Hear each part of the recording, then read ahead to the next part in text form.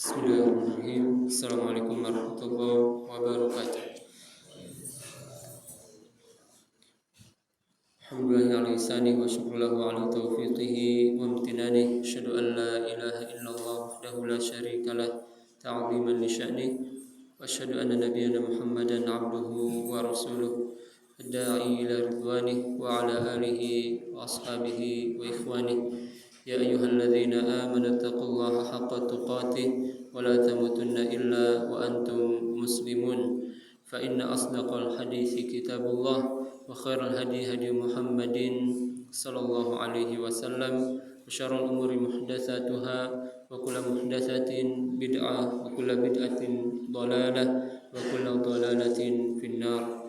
Ma'asyiral muslimin rahimakumullah. Alhamdulillah kembali kita dipertemukan Allah Subhanahu wa taala di tempat paling mulia di permukaan bumi, salah satu rumah di antara rumah-rumah Allah. Nabi sallallahu alaihi wasallam bersabda dalam hadis riwayat At-Tirmidzi, "Ahabbul biladi ilallah masajiduha." Tempat yang paling Allah cintai di atas permukaan bumi ini adalah masjid-masjidnya. Maka bersyukur kita kepada Allah yang dikumpulkan di tempat terbaik di permukaan bumi, ya. Karena ya sebagian orang kalau kajiannya di hotel hadir, tapi kalau di masjid tidak. Bukan berarti kajian di hotel terlarang, tidak ya.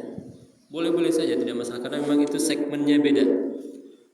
Namun yang bermasalah adalah sebagian orang tidak mau hadir di kajian kecuali di tempat-tempat yang mewah.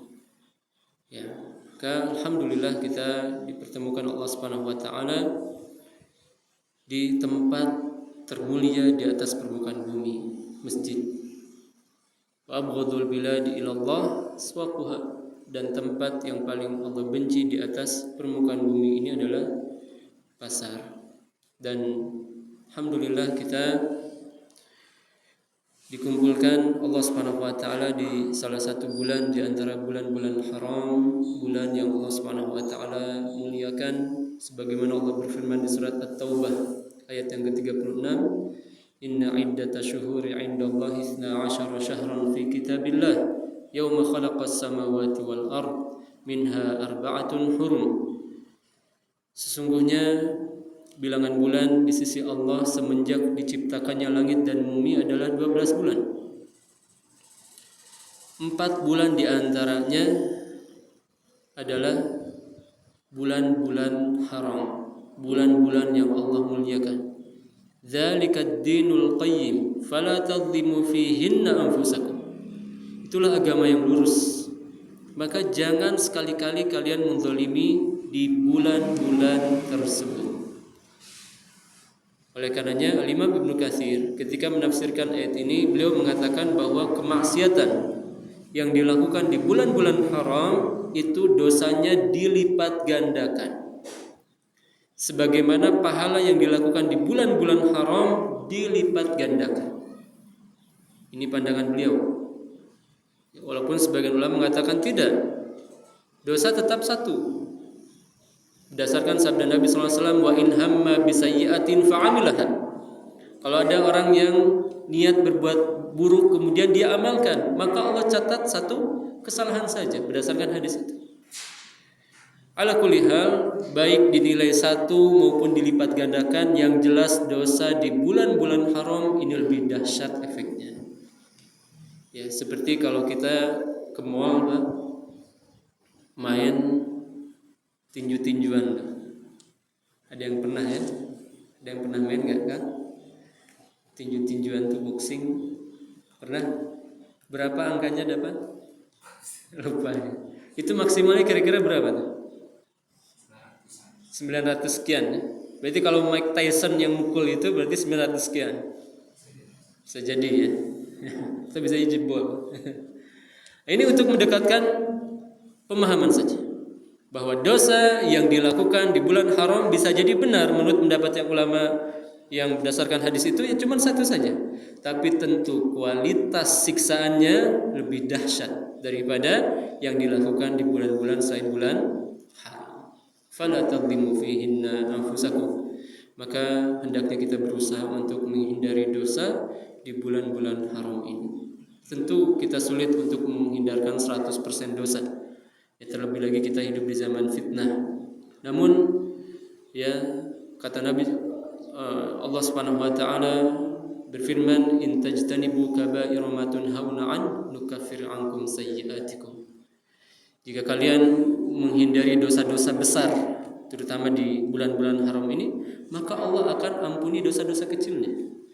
Demikian juga Allah Subhanahu wa taala berfirman, alladzina yajtanibuna kaba'iral itsmi wal fawahisha illa laman. Di antara sifat orang yang beriman itu adalah orang yang meninggalkan dosa-dosa besar. Illa lamam, kecuali dosa kecil. Siapa yang selamat dari dosa kecil? Inna rabbaka wasi'ul maghfirah. Ingat, sesungguhnya Allah luas ampunannya. Oleh karenanya Nabi SAW mengatakan as-salawatul khams, salat 5 waktu, wal jum'atu ilal jum'ah, antara salat Jumat dengan salat Jumat yang lain, wa Ramadan ila Ramadan, antara Ramadan dengan Ramadan yang lain, mukaffiratun lima bainahunna lima majtunibatil kabair, akan menjadi penghapus antara satu dengan yang lain, penghapus dosa. Antara salat dengan salat akan terhapus dosanya, antara Jumat dengan Jumat akan terhapus dosanya, antara Ramadan dengan Ramadan akan terhapus dosanya. Kapan? Majtunibatil kabair, selama dosa-dosa besarnya ditinggalkan. Ya, maka usahakan jangan sampai kita terjerumus ke dalam dosa besar di bulan-bulan haram ini. Adapun dosa kecil, siapa di antara kita yang selamat dari dosa kecil? Semua kita terjerumus ke dalam dosa kecil. Ya, namun yang bermasalah adalah jika seorang terus-menerus dalam dosa kecil. Ya, kata para ulama, la saghair ma'al israr wala kaba'ir ma'at taubah. Tidak ada dosa kecil kalau terus-menerus, akan menjadi dosa besar. Dan tidak ada dosa besar selama diiringi taubat. Ya, maka mudah-mudahan Allah Subhanahu wa taala menghindarkan kita semua dari dosa besar dan dosa kecil, terutama di bulan-bulan haram ini. Pembahasan kita kali ini melanjutkan kajian sebelumnya, yaitu kita kupas dari kitab Bawabatul Khusyu' fi Shalah, kunci-kunci kekhusyuan dalam salat, dan kita akan membacakan tentang satu poin, yaitu al-hadaru min syurudidz dzihni fi shalah. Waspada dari larinya pikiran kita ketika sholat. Ya, ini diantara kaidah terbesar dalam menggapai kekhusyuan. Jangan sampai pikiran kita lari dari sholat kita. Sholat secara bahasa artinya doa. Allah Subhanahu wa taala berfirman, washolli alaihim inna sholataka sakanun lahum, dan sholli alaihim ditafsirkan oleh para ulama tafsir, dan doakanlah mereka. Ini doakan orang-orang yang sudah berzakat. Inna sholataka sakanul lahum, karena doamu akan memberikan ketenangan kepada mereka. Ya, jadi kalau kita menerima zakat dari orang lain, ya, terutama para DKM masjid, maka doakan. Ya, mudah-mudahan zakatnya, infaknya, sedekahnya diterima Allah Subhanahu wa taala. Ya, dan tidak mesti dengan lafaz khusus. Ya, tidak mesti ijab qabul. Ya, sebagian orang nerima zakatnya harus ijab qabul. Ya, Bapak dulu silakan bicara, Pak. Baru ya saya terima zakatnya. Ini tidak mesti seperti itu ya. Yang penting kita terima zakatnya, kemudian kita doakan.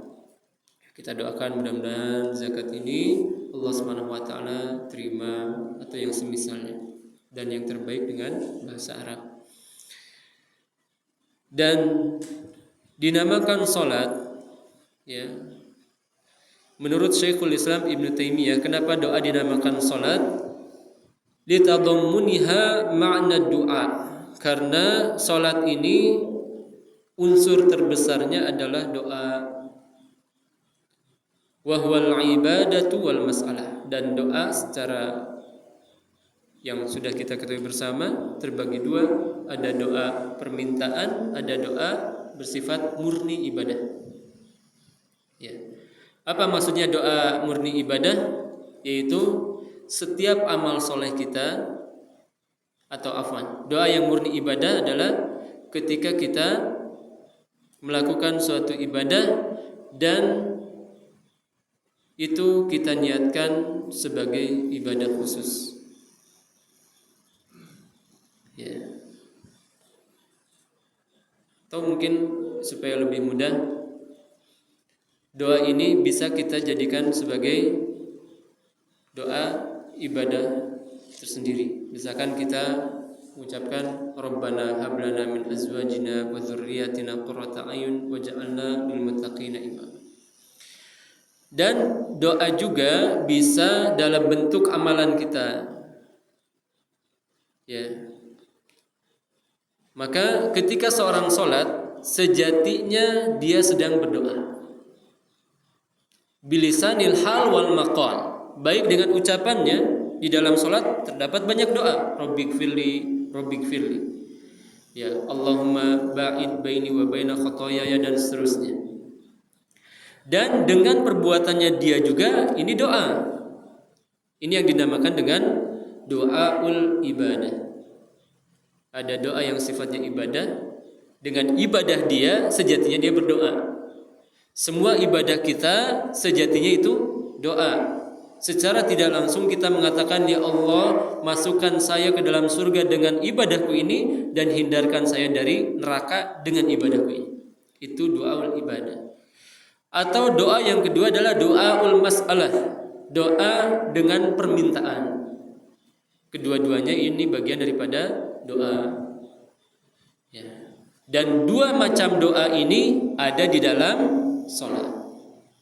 Baik doa ibadah dengan ibadah kita atau doa dengan ucapan kita. Kedua-duanya ada dalam sholat. Makanya tidak heran jika sholat dinamakan sebagai sholat yang artinya doa. Secara bahasa artinya doa karena dua jenis doa ada di dalam sholat. Jelas Pak? Doa terbagi berapa tadi? Dua. Ada doa ibadah, ada doa masalah. Doa ibadah artinya apa?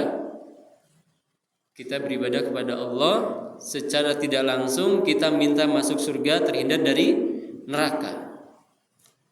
Ya, dan ada doa permintaan, yaitu kita meminta kepada Allah dengan ucapan kita. Kita minta rizki, kita minta anak, kita minta diselamatkan dengan lisan kita, itu doa al-mas'alah. Dan kedua-duanya ada di dalam sholat, sehingga tidak heran jika sholat dinamakan sholat, yang artinya secara bahasa doa. Dan kata Syekh di sini, yang namanya doa itu ada syaratnya. Di antara syaratnya harus dengan hati yang fokus, pikiran yang fokus. Nabi SAW pernah mengatakan, fa inna Allah la yastajibu du'aan min qalbin ghafilin lahi. Ketahuilah bahwa Allah itu tidak menerima doa dari hati yang lalai. Doa nama kamana, hati nama kamana. Ya Allah, ya berikanlah saya kenikmatan beribadah dalam sholat, tapi pikirannya mikirin apa misalkan? Ya, mikirin apa kira-kira? Ya, utang misalkan.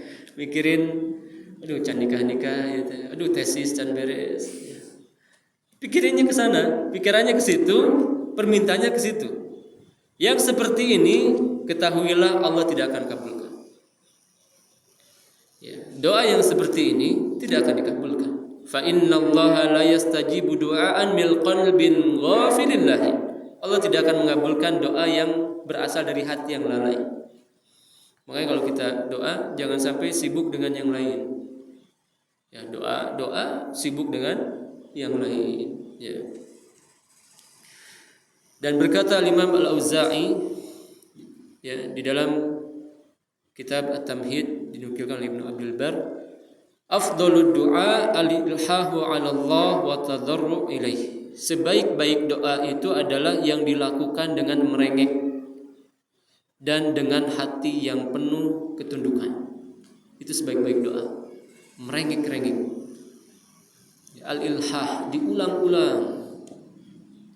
Ya, di antara sebab terkabulkannya doa yang disebutkan oleh Syekh Abdul Razak Al-Badr di dalam kitabnya Ad-Du'a Alladzi La Yurad, doa yang tidak mungkin tertolak, yaitu doa yang diulang-ulang. Beliau menyebutkan 13 poin. Ya, dinukilkan dari ucapan Imam Ibnu Qayyim Al-Jauziyah. Kata beliau, kalau semua 13 poin ini ada, insyaallah doa tidak akan pernah tertolak. Di antaranya al-ilhahu fid du'a, yaitu kalau kita berdoa diulang-ulang. Dan kalau orang sudah mengulang-ulang berarti dia sudah apa? Fokus. Ya, oleh karenanya sebaik-baik doa adalah yang fokus. Sebaik-baik doa yang fokus. Demikian juga sholat kita. Sebaik-baik sholat kita adalah yang fokus. Oleh karenanya di dalam hadis yang sahih, Nabi SAW mengatakan bahwa seorang hamba dia melaksanakan sholat, ada yang mendapatkan setengahnya, ada yang mengatakan mendapatkan sepertiga, seperempat, seperlima, sampai usyruha, sampai ada orang yang hanya mendapatkan sepersepuluhnya. Semuanya apa?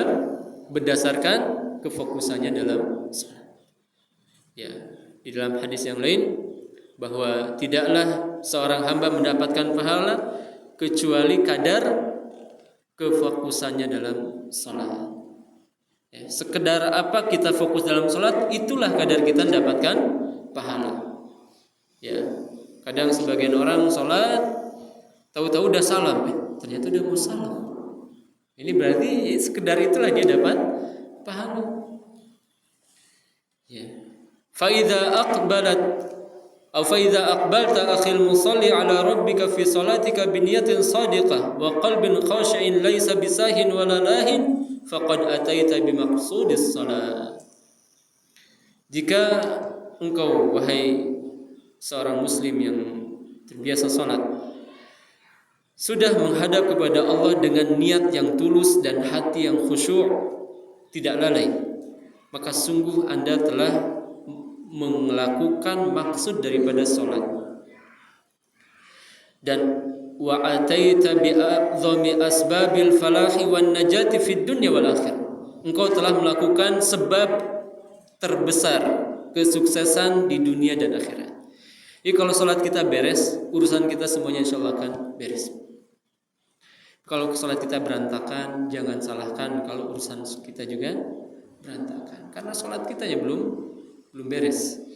Oleh karena Allah SWT mengatakan apa? Inna salata tanha anil fahsya'i wal munkar. Salat itu akan mencegah seorang dari kekejian dan kemungkaran. Kalau salatnya beres, yang lainnya akan beres. Ya. Dan Nabi SAW disebutkan oleh seorang sahabat, idza hadabahu amrun fazi'a ila shalah. Nabi itu kalau mendapatkan perkara yang genting segera salat. Ya, demikian juga di antara kebiasaan Nabi kalau hendak bersafar maka melakukan salat istikharah terlebih dahulu. Ya, meminta petunjuk kepada Allah apakah safar ini baik untuk dirinya atau tidak. Ya, maka salat ini adalah sesuatu yang sangat penting dalam kehidupan kita. Pulang dari safar disunahkan kita apa? Salat sunnah safar. Jadi sebelum ke rumah ke masjid dulu, melipir dulu ke masjid. Aduh Ustaz, kadang di bandara geus diteleponan we hayo. Kapan pulang? Kapan irhab? Wih. Jadi waktu jadi. Ya, maka ini minas sunnanil mahjurah, di antara sunnah yang banyak ditinggalkan yaitu pulang safar ke masjid dulu. Berat? Iya berat. Karena orang biasanya pulang safar ingin langsung ke rumah, ingin langsung istirahat. Aduh, kudu ke masjid dulu, ripuh. Itulah. Nah, dan menghidupkan sunnah yang ditinggalkan itu pahalanya sangat besar di sisi Allah Subhanahu wa taala. Ya, seperti yang banyak ditinggalkan juga di zaman sekarang. Contoh, kalau kita menguburkan jenazah, maka semua yang hadir diberikan kesempatan untuk memberikan lemparan tanah sebanyak 3 kali. Ini hampir hilang di semua pemakaman di hari-hari ini.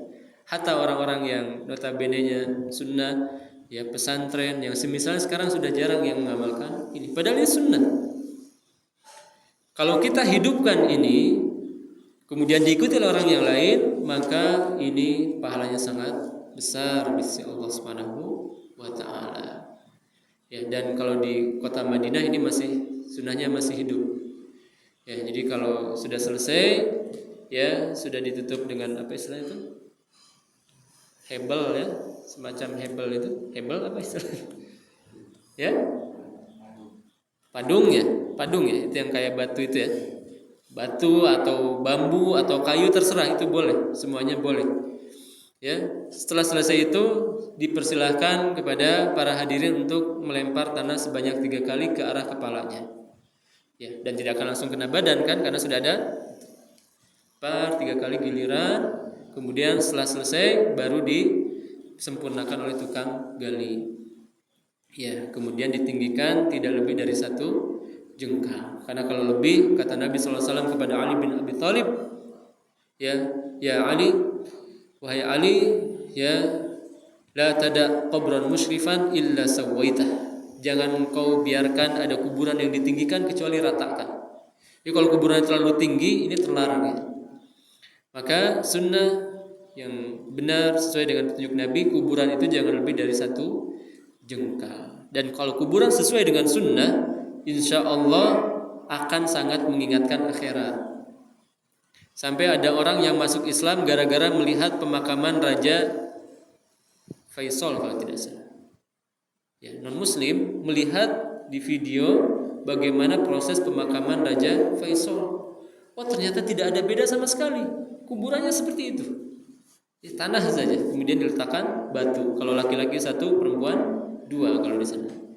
Ya, bahkan tidak ada nama sama sekali di sana. Ya, dan ini menurut mazhab Syafi'i hukumnya makruh, namun riwayat Muslimnya sangat tegas, la yuktab 'alaiha, jangan dibuat tulisan. Jadi gimana caranya kalau kita ingin tahu itu kuburan saudara kita? Dengan menghitung. Ya, tapi di kita ini agak susah ya karena nggak ada jalan utamanya. Jadi bagusnya kuburan itu ada jalan utamanya, paving bloknya, kemudian nanti ada baris-barisnya. Tinggal dihitung, kemudian diberikan angka di paving bloknya. Ini angka nomor berapa? Kemudian ya hitung baris keberapa.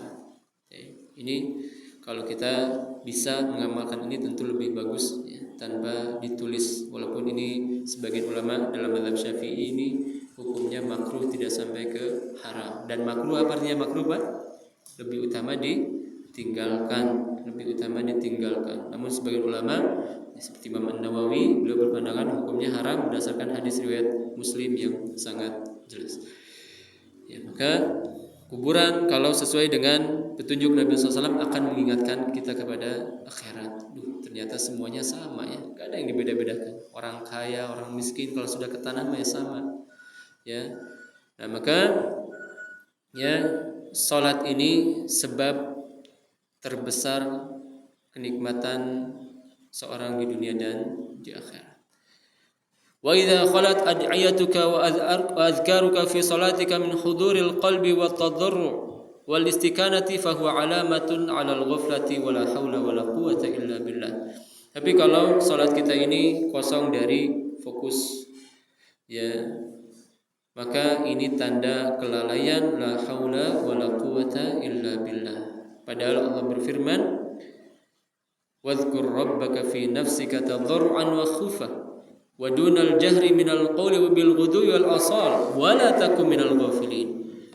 Ingatlah Rabbmu dengan penuh ketundukan dan rasa takut tanpa harus teriak-teriak. Dunal jahri minal qawli bil ghudwi wal asal, baik di pagi maupun sore hari. Wala takum minal ghafilin, dan jangan engkau termasuk orang-orang yang lalai. Maka doa itu yang terbaik adalah dengan suara lirih. Ya, wadhkur rabbaka fi nafsika. Allah berfirman, ingatlah Rabbmu di dirimu, berarti dengan suara lirih. Tapi para ulama mengatakan boleh kita mengangkat sesekali. Ya, terutama misalkan kondisi setelah sholat wajib. Bahkan menurut Ibnu Abbas yang sunnah itu adalah dikeraskan. Tapi masing-masing keras. Ya. Walaupun sebagian seperti Syekh Al-Albani berpandangan ya masing-masing saja, tidak mesti dikeraskan. Tapi wallahu alam yang lebih tepat boleh dikeraskan, bahkan itu dianjurkan. Demikian juga dalam salat malam ya. Sesekali kita lirih, sesekali kita keraskan. Tujuannya apa?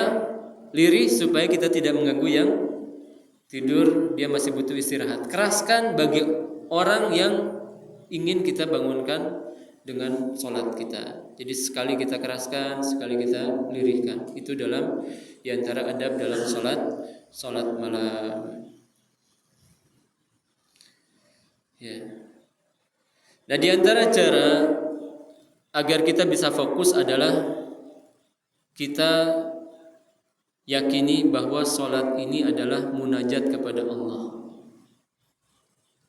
Bahkan di sebagian bacaan kita itu akan terjadi dialog antara kita dengan Allah. Berdasarkan hadis Nabi SAW, "Idza qala al-'abd", ketika seorang hamba mengatakan alhamdulillahi rabbil alamin, segala puji bagi Allah Rabb semesta alam. Allah menjawab apa? Hamidani abdi, hambaku memujiku. Subhanallah. Maka kalau kita lagi baca Al-Fatihah itu resapi ini, Pak. Kita ucapkan alhamdulillahirabbil alamin, Allah akan mengatakan hamidani abdi. Ketika seorang hamba mengatakan ar-rahmanir rahim, Allah mengatakan apa? Asna alayya abdi, hambaku menyanjung. Ketika seorang mengatakan malik yaumiddin, Allah mengatakan majjadani abdi, hambaku mengagungkanku. Ketika seorang hamba mengatakan iyyaka na'bud wa iyyaka nasta'in, hadza li abdi ya wa li abdi ma sa'al, ini untuk hambaku dan hambaku akan mendapatkan apa yang dia minta. Maka kita resapi bahwa sholat kita ini akan terjadi perbincangan antara kita dengan Allah ya, sehingga kalau kita menghadirkan hal ini itu akan lebih mudah khusyuk dalam sholat. Dan selain ini juga, selain Al-Fatihah juga, kita harus berusaha untuk memahami semua bacaan sholat ya. Makanya di antara hal yang wajib kita pelajari adalah memahami bacaan sholat ya. Kalau kita tidak belajar bahasa Arab secara full, minimalnya pelajari bahasa Arab berkaitan dengan sholat ya, pelajari bahasa Arab berkaitan dengan sholat, sehingga hal itu akan lebih mudah meresap ke dalam hati kita ya. Walaupun kalau kita mendengar Al-Quran dalam kondisi kita belum paham bahasa Arab, itu menyentuh juga ya. Al-Quran ini mukjizat, kita nggak paham saja tersentuh, apalagi kalau kita paham ya. Ada seorang santri, dia nangis lagi sholat. Akhirnya ditanyakan oleh salah seorang pegawai, kenapa nangis? Ya, dikiranya khusyuk gitu ya. Besok saya pulang tapi belum ada ongkos. Subhanallah. Ya, jadi dia nangisnya itu apa? Karena besok pulang belum ada ongkos. Jadi sebagian santri itu kan yatim ya, dan orang tuanya itu nggak ada uang walaupun hanya untuk ongkos pulang. Subhanallah. Ya, ada santri yang sampai nangis kayak gitu. Ya, dikiranya kata pegawai ini dikirain khusyuk, ternyata nangis karena gak punya ongkos. Ya, maka ya usahakanlah kita hadir dalam sholat kita. Dan para ulama mengatakan tidak masalah ketika kita mendengarkan ayat tentang orang tua kita, kemudian kita ingat wajah orang tua kita, nggak masalah. Itu bukan keluar dari kekhusyuan sholat. Kalau ada yang membacakan ayat tentang hutang, kita ingat hutang, Pak? Ya nggak apa-apa. Ya, selama masih ada hubungannya, kita tidak keluar dari sholat kita, maka ini tidak masalah. Kita ingat yang berkaitan dengan bacaan itu. Ya.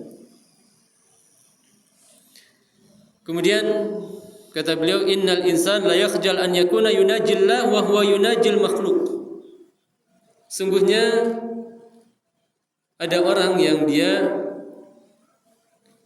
ya tidak malu untuk bermunajat kepada Allah tapi hatinya masih bersama makhluk. Dan permisalannya seperti ini, seperti orang yang dia ngobrol dengan orang lain tapi tidak fokus. Ya tentu orang yang mengajak bicara kepada kita itu akan kurang nyaman. Ya, ini saya ngobrol sama dia tapi gak fokus dia ini. Ketahuilah solat, bacaan solat diantaranya adalah Al-Quran. Dan Al-Quran itu ucapan Allah untuk kita, pesan cinta Allah kepada kita. Maka kalau kita mendengarkan Al-Quran tapi pikiran kita ke yang lain, maka seolah-olah kita seperti orang yang sedang diajak bicara oleh seorang tapi kita fokus kepada yang lain. Ya, maka tidak heran kalau Allah hanya memberikan pahala sesuai dengan kadar illa biqadri ma aqil, sesuai dengan kadar fokusnya dia ketika salat. Ya, maka hindari sifat lalai ketika salat. Fawailul lil musallin alladzina hum an salatihim sahun. Ya, celakalah orang-orang yang salat. Yang salat saja bisa celaka, apalagi yang enggak salat. Oh, jelas celaka sekali. Ya, fa khalafa min ba'dihim khalfun adha'u salata wa taba'u syahawat fasawfa yalqawna ghayya. Niscaya akan ada orang-orang di akhir zaman, orang-orang belakangan yang mereka mengikuti syahwat, menyia-nyiakan salat. Niscaya mereka akan bertemu dengan neraka Ghayya. Ghayya adalah salah satu lembah di neraka Jahannam. Waliyadzubillah. Ya, maka ya yang salat saja terancam celaka, apalagi yang jelas-jelas enggak salat. Ya, oleh karenanya tidak heran jika Imam Ibnu Qayyim Al-Jauziyah di dalam kitab Ad-Da' wa Dawa beliau mengatakan bahwa dosa meninggalkan salat itu lebih besar daripada dosa membunuh, mencuri dan berzina. Ya, kalau kita dengar fulan kunaon tah ngabunuh, aduh kacida eta jelema, gitu ya. Tapi kalau kita dengar, nah si fulan eta mah emang biasa teu salat, kita biasa saja. Ya. Maka sejatinya dosa meninggalkan salat itu lebih dahsyat daripada dosa membunuh. Kenapa? Karena dosa meninggalkan salat berhubungan dengan rukun Islam. Yang mana rukun artinya tiang ini, kalau kita patahkan tiang ini, apa yang terjadi? Roboh. Ya. Dan Nabi SAW mengatakan al-ahdul ladzi bainana wa bainahumus shalah, faman tarakaha faqad kafar. Pembatas antara kami dengan mereka adalah salat. Maka siapa yang meninggalkannya maka kufur dia. Ya, oleh karenanya para ulama sampai berselisih apakah orang yang meninggalkan salat karena malas itu muslim atau bukan. Mayoritas ulama mengatakan dia masih muslim, di antaranya mazhab Syafi'i. Ya, berdasarkan hadis, "Tsumma ra'a sabilahu imma ilal jannati wa imma ilan nar." Kemudian orang yang enggak salat ini dia akan melihat nanti di neraka di akhirat jalannya ke surga atau ke neraka ini. Ya. Dan kalau orang kafir tentu tidak akan diperlihatkan dua jalan ini. Ini hadis yang dipegang oleh jumhur. Tapi mazhab Hambali, mazhab Imam Ahmad bin Hanbal mengatakan bahwa orang yang meninggalkan salat walaupun malas dia keluar dari Islam berdasarkan hadis yang barusan kita bacakan, al-ahdul ladzi bainana wa bainahumus shalah faman tarakaha faqad kafar. Hadisnya sangat jelas. Maka dosa meninggalkan salat ini sangat luar biasa. Ya. Seorang syekh ditanya, "Syekh, anak saya susah sekali kalau dibangunkan salat subuh." Apa kata Syekh? Apa yang Anda lakukan kalau seandainya AC di rumahmu terbakar? Jadi AC di kamar anakmu terbakar. Apa yang kamu lakukan? Saya akan bangunkan dia dengan berbagai cara. Ya, disiram apa sih? Demikianlah engkau hendaknya berbuat berkaitan dengan api neraka, api akhirat. Ya, dengan api dunia saja yang kata Nabi SAW juz'un min sab'ina juz'an min harri jahannam, baru 1/70 dari panasnya api neraka, itu kita sangat semangat ya. Ya, sangat hati-hati jangan sampai anak kita terkena api dunia. Tapi sementara api akhirat sebagian orang sangat lalai. Dibiarkan. Nah eta can salat eta si Ujang teh Keneulah sahudangna sorangan hese eta budak teh. Ya jadi bapaknya sudah keburu pasrah duluan. Padahal bapak itu punya wewenang, mukul pun boleh. Ya, kata Nabi SAW, ya wadribuhum 'alaiha wa hum asyru sinin. Ya. Dan pukullah anak-anak kalian itu kalau enggak mau sholat, kalau sudah sampai 10 tahun. 10 tahun boleh dipukul. Ya.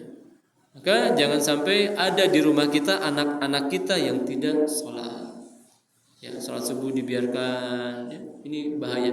Bahkan khawatir masuk ke dalam hadis Nabi SAW, la yadkhulul jannah dayyus, tidak akan masuk surga seorang suami, seorang bapak yang membiarkan kemungkaran terjadi di rumahnya. Ya, dan ini banyak macam-macamnya. Yang membiarkan anaknya tidak pakai kerudung, ya, ini dayyus, hati-hati. Ya, walaupun kita tidak memvonis ini orang ini nggak akan masuk surga, tidak, tapi ini ancaman dari Rasulullah SAW. La yadkhulul jannah dayyus, tidak masuk surga dayyus. Dayyus itu siapa? Yaitu seorang bapak yang membiarkan kemungkaran terjadi di rumahnya, padahal dia mampu menghilangkannya. Seorang bapak punya wewenang. Kamu kalau nggak pakai kerudung nggak kasih bapak jajan, ya, nggak kasih dijajan, nggak akan kasih bapak uang bulanan, kan bisa seperti itu orang tua, ya. Maka harus punya ketegasan, ya. Demikian juga sholat, ya. Dan alhamdulillah anak-anak itu kalau sudah dibiasakan dari kecil sholat kan mudah. Ya, saya punya tetangga anaknya sholatnya full terus. Gimana caranya? Kata bapaknya, kamu kalau sholat full nanti setiap bulan dikasih 150.000. Jadi motivasinya uang dulu awalnya. Ya, tapi lama-lamanya dibiarkan. Ya, tidak mesti dikasih terus uangnya, dan dia sudah terbiasa dengan sholatnya. Ya, maka ya kalau misalkan ada yang anak kecil yang harus diberikan motivasi seperti itu dulu tidak masalah. Ya, sebagaimana seorang ulama mengatakan bahwa dulu awal mula saya menuntut ilmu itu bukan karena Allah, namun ternyata ya setelah saya belajar saya paham bahwa menuntut ilmu itu harus ikhlas. Maka saya pun berusaha untuk ikhlas. Jadi kalau kita ketika memotivasi seorang dengan dunia di awal tidak masalah. Oleh karenanya ada istilah zakat untuk muallafati qulubuhum. Orang-orang yang hatinya masih lemah, ada bagian zakat untuk mereka. Orang yang masuk Islam tapi hatinya masih lemah, masih rawan dia kembali murtad, maka boleh dikasih zakat. Ya, tapi ini ada batas waktunya, ya. Ya, ada orang yang keliling masjid, ya, mintain zakat, saya mu'alaf. Udah berapa tahun, Pak? 20 tahun. Nah, ini bukan mu'alaf. Ya, ada yang 8 tahun masih keliling, ya. Ini bukan mu'alaf yang seperti ini. Jadi mu'alaf itu ada batas waktunya. Ya, sama seperti yatim ada batas waktunya. Yatim itu batas waktunya berapa? Sampai dia dewasa. Sebelum dewasa, man mata abuhu wa shaghir, itu yatim. Ya. Ada orang yang mengambil santunan anak yatim, menghimpun harta anak yatim, sementara diberikan kepada anak-anak yatim yang sudah dewasa. Ini kurang tepat. Anak yatim itu adalah anak yang masih kecil, sementara bapaknya sudah wafat. Nah, bentuk-bentuk lalai dalam sholat ini macam-macam. Yang pertama tentu adalah yang tidak sholat. Ini jelas lalai sekali. Yang kedua adalah yang tidak sholat pada waktunya. Ima dia keluar atau di akhir-akhir sampai masuk waktu darurat. Jadi waktu sholat ini kan ada dua. Ada waktu biasa, ada waktu darurat. Ya, seperti asar misalkan ada waktu biasa, ada waktu darurat. Waktu biasanya sampai bayangan suatu benda 2 kali lipat, itu waktu biasanya. Akhirnya sampai ya kurang lebih seperti itu, ya, sekitar 4:30. Waktu daruratnya sampai waktu maghrib. Waktu daruratnya sampai waktu maghrib. Maka jangan disamakan. Tacan sholat, tacan kewelah tabu genep kirang. Ini mah sudah masuk waktu darurat. Demikian juga sholat isya, ada waktu boleh, ada waktu darurat. Waktu bolehnya sampai pertengahan malam. Ya. Jadi jangan sampai mengakhirkan waktu Isya sampai menjelang subuh. Itu waktu daruratnya. Dari pertengahan malam menjelang subuh itu waktu darurat, bukan waktu boleh lagi. Hanya boleh dilakukan di waktu itu kalau ada sebab darurat. Misalkan seorang dokter lagi mau operasi, itu kan darurat. Gak mungkin dia tinggalkan dulu. Maka boleh dia lakukan di waktu darurat. Ya, bahkan yang seperti ini boleh menjamak sholat. Wa imma an waqtihal awal fayuakhirunaha ila akhirih daiman aw ghaliban. Atau sebagian orang menjamak takhir terus, terutama orang Jabotabek. Ya, pulang kerja jam 4:30, jam 5 macet terus. Akhirnya tiap hari jamak takhir. Subhanallah. Ya. Maka yang seperti ini dia termasuk orang yang lalai. Wa imma an adaiha bi arkaniha wa syurutiha 'ala al-wajhil ma'muri bihi, atau dia lalai untuk menunaikan rukun dan syaratnya serta hal-hal yang wajib. Ini juga lalai. Dia meninggalkan rukunnya, hal-hal yang wajibnya, dia tinggalkan syaratnya, maka ini lalai. Wa imma anil khusyu'i fiha wa tadabbur li am'aniha, atau dia tidak khusyuk ketika salat. Semua ini mendapat bagian andil dari firman Allah, fawailul lil musalli. Celaka hamba-hamba yang salat. Maka khusyuk dalam salat ini termasuk perkara yang wajib tapi agak sulit untuk kita lakukan. Perlu mujahadah. Ya. Kalau kita sudah sadar nih, saya lalai lagi nih, segera kita fokus lagi. Dan boleh dalam sholat kalau kita merasa diganggu sama setan, boleh kita mengucapkan a'udzubillahi minasyaitonirrajim, kemudian ya meludah ke arah kiri dengan hanya sedikit keluar. Jadi bukan ludah keluar air banyak ya, hanya diistilahkan dengan nafas. Gitu ya, nggak ada kan? Itulah istilahnya nafas.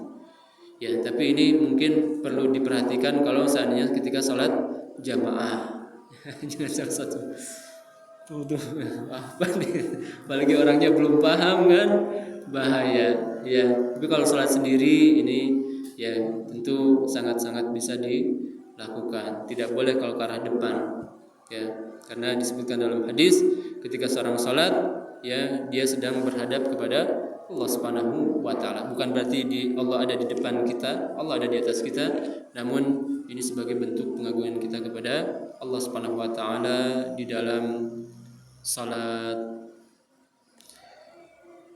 Ya. Baik, sudah adzan? Gimana? Adzan dulu? Berapa? 5 menit lagi ya. Baik.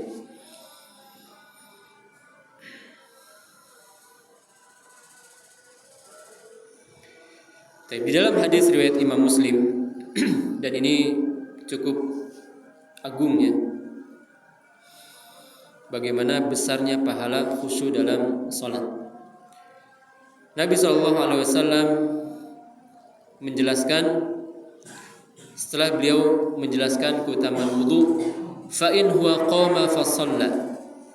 Kalau seorang hamba itu dia telah berwudu dengan wudunya yang baik, kemudian dia salat, fahamidallah wa asna alaih, dia memuji Allah dan menyanjungnya, wa majjadahu billadhi huwa lahu ahlun, dan dia mengagungkan Allah dengan pujian-pujian yang sesuai dengan keagungannya, wa farragha qalbahu lillah, dia kosongkan hatinya hanya untuk Allah, illan sarafa min khati'atihi kahayati yauma waladathu ummu, maka selesai dari salatnya dia seperti bayi yang dilahirkan. Hadis riwayat Muslim nomor 832. Subhanallah.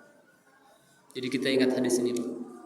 Kalau kita benar-benar dari awal takbir sampai salam selamat salat kita, tidak digelincirkan oleh setan, ingat kita akan mendapatkan pahala yang sangat besar. Ya, yaitu kita seperti bayi yang dilahirkan. Namun tentu ini tidak mudah. Ini butuh kepada mujahadah. Ya, oleh karenanya ya nanti di kitab ini akan disebutkan beberapa cara, beberapa sebab bagaimana supaya hati kita itu mudah fokus. Ya, di antaranya adalah dengan kita datang ke masjid lebih awal. Ya, kalau datang ke masjid pas pas takbir, apalagi setelah selesai, yaitu agak sulit kita mau khusyuknya. Ya, usahakan sebelum qomat kita sudah ada di masjid. Bahkan ya kisah-kisah para ulama dalam ini luar biasa besar, luar biasa agung. Ada orang yang 40 tahun dia tidaklah muadzin azan kecuali dia sudah ada di sana. Karena apa? Dia ingin mendapatkan khusyuan salat ya. Dan bahkan para ulama membuat kitab khusus judulnya Ta'zimus Shalah. Ya, ada kitab khusus namanya Ta'zim as-Shalah dan kitabnya disyarah oleh Syekh Abdul Razak Al-Badr hafizallahu taala. Tapi mungkin ini saja dulu ya yang bisa kita bahas pada kesempatan kali ini. Mudah-mudahan Allah Subhanahu wa taala menjadikan kita sebagai hamba-hamba yang khusyuk ketika salat, sehingga kita ini menjadi seorang mukmin yang sejati. Qad aflahal mu'minun alladzina hum fi salatihim khashi'un. Ini sifat pertama yang Allah sebutkan tentang sifat orang yang beriman di surat Al-Mu'minun, yaitu beruntunglah orang yang beriman yang mereka khusyuk ketika salatnya. Wassallallahu ala nabiyina Muhammad wa akhiru da'wana anil hamdulillahi rabbil alamin. Ada tanya jawab? Enggak usah. Ada yang bertanyakan? Kalau tidak kita tutup saja. Tidak ada ya. Alhamdulillah, sallallahu alaihi nabiyina Muhammad wa akhiru da'wana alhamdulillahi alamin. Subhanakallahumma bihamdik asyhadu an la ilaha illa anta astaghfiruka wa atubu ilaik. Assalamualaikum warahmatullahi wabarakatuh.